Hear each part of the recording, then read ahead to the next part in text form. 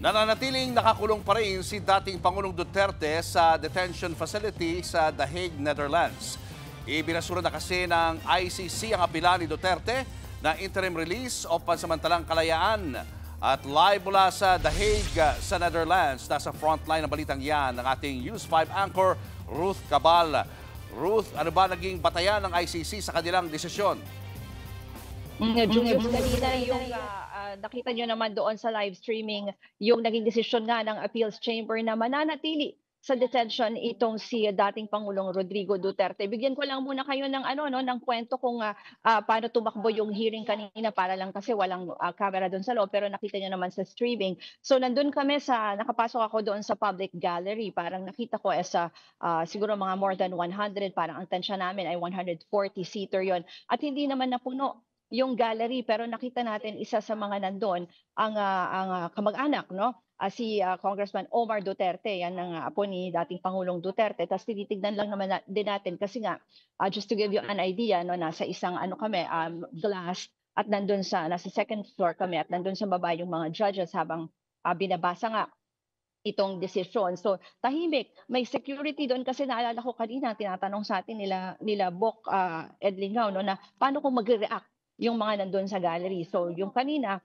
naging tahimik at lahat ay nakikinig lang doon sa naging desisyon. 10:41 ang schedule kasi niyan ay 10:30 pero 10:41 na nagsimula itong pagbabasa ng desisyon at yun na nga yung dinidiscuss natin kanina ay nireject ng appeals chamber itong appeal para nga baliktarin yung pananatili sa detention ng dating Pangulo. Una muna, sinimulan doon sa naging grounds ng defense kung bakit nila inaapela, kung bakit nila ini-insist na dapat bigyan ng interim release itong dating Pangulo. Ang unang sinabi nga dyan ay yung dahil nga daw nagpo-post ng flight risk at yung pangalawang grounds. At yan, malinaw yung sinabi ng appeals chamber na rejected yan dahil hindi naman paulit-ulit doon sa mga desisyon ay sinasabi na the defense has failed to demonstrate na nag-err o nagkamali itong pre-trial chamber 1 doon sa naging desisyon niya noon nga noong September na sinabing dapat manatili in detention si dating Pangulong Duterte. So basically, lahat ng grounds na nilatag ng defense for their appeal na erroneously failed daw to show that Duterte poses a risk. Yung isa pang sinasabi ng defense na the pre-trial chamber 1 erroneously daw na hindi kinonsider yung state warranties na may third country na tatanggap doon sa dating Pangulo. At yung third ay sinabi rin ng appeals chamber na again, the defense failed to demonstrate na nagkamali doon sa sinasabi ng pre-trial chamber na hindi nila kinonsider yung humanitarian considerations dahil nga doon sa edad ng 80-year-old na dating Pangulo at pati yung kanyang health condition. So inexplain nitong ng pre-trial chamber kung ano yung mga naging grounds. Halimbawa, sinabi nila na nananatili pa rin yung impluwensya at yung resources, even financial resources ni Duterte ng dating Pangulo. Ganon din yung isa kasi sa pinuna yung mga ginamit daw na basihan ay parang itong mga newspaper articles or yung mga publication. At sinabi naman ng appeals chamber na nakita nila na pwedeng gamitin at pagbasihan yon doon sa mga statements ng dating Pangulo kung paano niya several times daw na he tried to interfere with an investigation kaya nananatili nga siyang risk. Binanggit din dito ng appeals chamber na isa nga na hindi na demonstrate again, the defense failed to demonstrate na nagkaroon ng error doon nga sa pagtingin sa humanitarian considerations. At sinasabi rin dito na failed to demonstrate na yung mga naging desisyon ng pre-trial chamber 1 na sinabi nila dapat continued detention ni dating Pangulong Duterte failed to show na unreasonable or irrelevant yung mga naging basihan nung dating desisyon ng pre-trial chamber 1. Kaya ang appeals court ay sinabi na mananatili in detention ang dating Pangulo dahil nga na-satisfy naman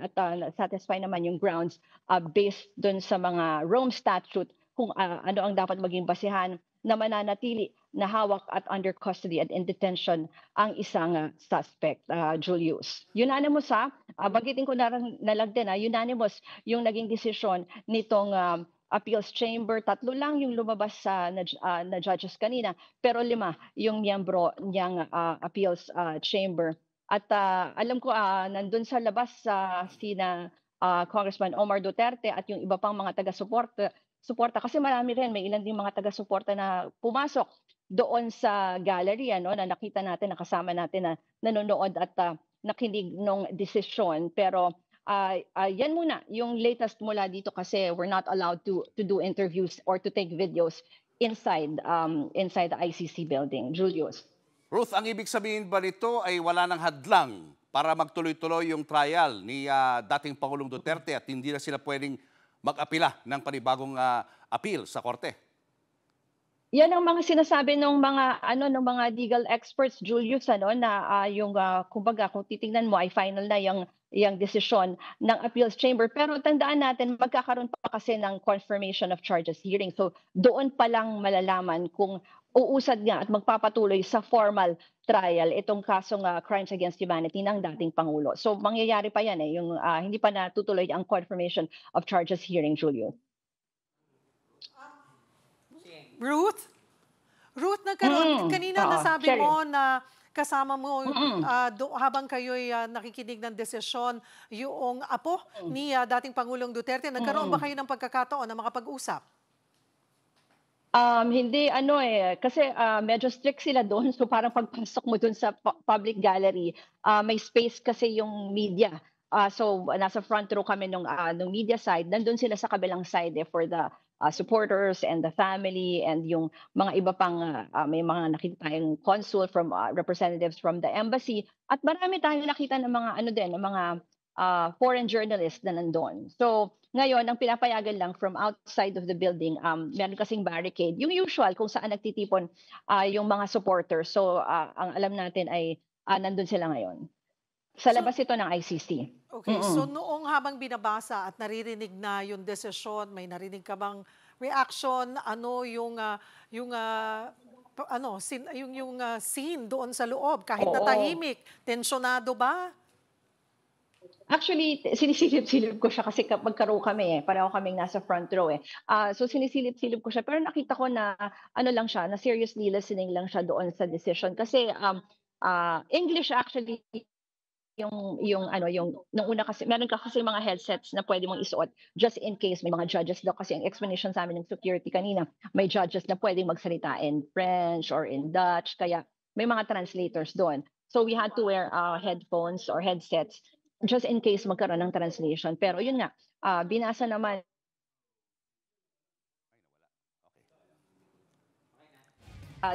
yung decision pero ayun na nga, yun ang ginagamit namin sa headset para marinig namin. Walang speaker. So talagang medyo seriously listening.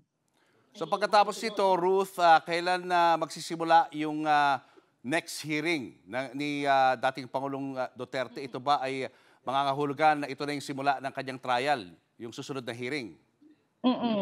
Meron pa kasing mga apela. Halimbawa, meron pa silang, hinahanap ko lang sa notes ko, meron pa kasi silang pending na appeal doon sa pag-question ng jurisdiction sa ICC. So yan ay isa pa sa tatalakay ng appeals ko.